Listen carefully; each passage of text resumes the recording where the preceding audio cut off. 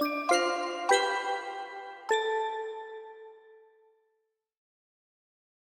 let us see this question now. क्या दिया है? Define the moment of inertia and determine the moments of inertia about x axis for the shaded area in terms of r.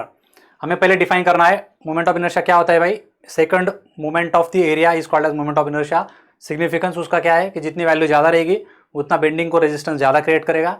जितनी value ज़्यादा है मतलब क्या, area आपका axis से दूर डिस्ट्रीब्यूट किया हुआ है. वैल्यू अगर कम है मतलब क्या कि आपका एरिया जो है एक्सिस के नज़दीक डिस्ट्रीब्यूट किया है. सही है, ये डेफिनेशन हो गया उसका. फिर उसका फॉर्मूला भी लिख सकते हैं. आई क्या होता है, अगर एक्स एक्स लिख रहा हूं मैं तो integration of y square D a, और आई वाई वाई अगर लिखना है तो क्या लिखना पड़ेगा, integration of X square D A. So इस तरह से हम उसको डिफाइन कर सकते हैं. हो गया. अब आगे पढ़ो. क्या है, बोला है कि भाई ये शेडेड एरिया का मोमेंट ऑफ इनर्शिया निकालना है, अबाउट एक्स एक्सिस निकालना है, और वैल्यू कुछ दिया नहीं है, आर के टर्म में निकालना है. तो हम क्या करेंगे, यहाँ पे दो ऑब्जेक्ट दिख रहे हैं मुझे. एक बाहर का सर्कल है, सर्कुलर ऑब्जेक्ट है, और अंदर का क्या है, स्क्वायर है. तो बाहर का सर्कुलर ऑब्जेक्ट का पहले मोमेंट ऑफ इनर्शिया लिखेंगे, अंदर के स्क्वायर का मोमेंट ऑफ इनर्शिया लिखेंगे और उनको सब्सट्रैक्ट करेंगे. So first one is circle. So circle क्या आएगा, सो ये उसका सेंट्रोइडल एक्सिस और दिया हुआ एक्सिस मैच कर रहे हैं. तो सेंट्रोइड उसी पे आ रहा है, उसी पॉइंट पे आ रहा है. So this is your C1, right. Now we'll have to write down this moment of inertia about x axis. So ये x axis का आपका कौन सा दिया है, ये वाला दिया है. So I'll write down Ix1 is क्या होता है सर्कल के लिए, पाई बाय 64 d⁴. तो अब हम क्या करेंगे, हमें r के फॉर्म में चाहिए ना, तो इसको r में कन्वर्ट कर लेंगे. तो d कितना होता है, ट्वाइस ऑफ रेडियस होता है. सो पाई बाय 64, डायमीटर डाल दिया 2 times r⁴. Be careful about this ⁴, r⁴ and 2⁴, ये आएगा. ठीक से करना है उसको. तो इसको अगर सिंप्लीफाई करते हैं तो क्या आएगा, pi into 2⁴ divide by 64 times r⁴. इसको नंबर 1 दे दो. फिर हम जाएंगे अंदर के स्क्वायर के पास. अंदर का स्क्वायर क्या है देखो, कितना डायमेंशन है उसका, उसका साइज r दिया हुआ है. So this side is also r and it's height is also r. Centroid कहां पे आएगा, उसके सेंटर पे आएगा,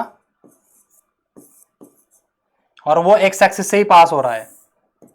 तो यहां पे भी हमें पैरेलल एक्सिस थ्योरम की जरूरत नहीं है. तो सिंपली हम क्या करेंगे, सो Ix2 क्या लिखूंगा मैं, b2 d2³ बाय 12 रेक्टेंगल के लिए. सो हमें पता है b2 कितना है, r है, d2 भी r है, डिवाइड बाय 12. सो क्या बनता है ये, r⁴ डिवाइड बाय 12. ये आपका Ix2 आ गया.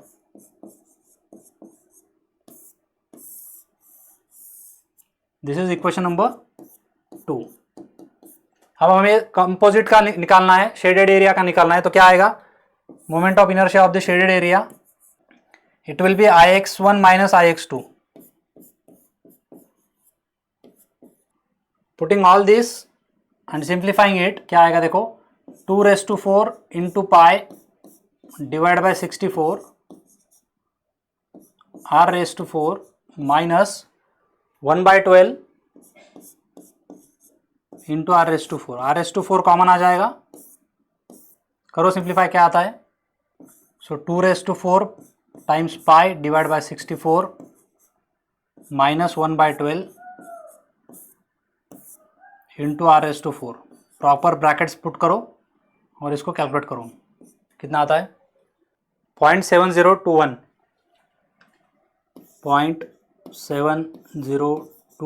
Times r⁴. यूनिट क्या आएगा इसका, यूनिट ⁴. जो कुछ यूनिट रहेगा r का, उसका ⁴. That is your answer. Okay, 0.7021 times r⁴. So that is how we have completed this question. See you in the next lecture with the next question. Take care. Good day. Bye bye.